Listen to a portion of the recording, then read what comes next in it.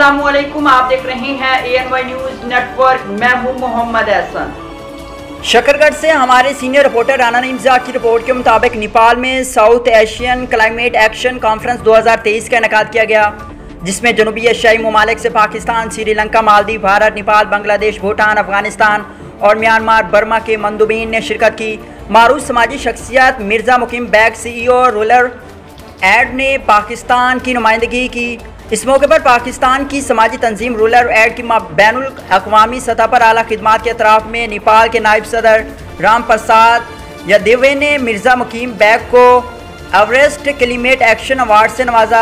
Everest climate action award एक आलमी इक़दाम है जिसका बुनियादी मकसद ऐसे अफराद और तंजीमों को तस्लीम करना और उन्हें खराज तहसीन पेश करना है जिन्होंने माशरे में गैर मामूली खिदमात सारा अंजाम दी। जदीद तकाज़ों से हम आहंगी और माहौलियाती पायदारी के अज़म का मुज़ाहरा किया है।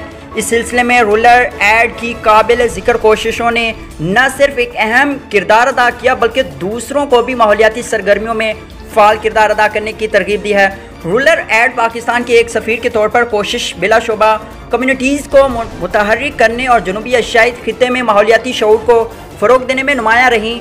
रूरल एड पाकिस्तान के जज्बे, लगन और मिसाली काम ने आलमी बरादरी के लिए काबिल तारीफ़ मिसाल कायम कर दी है।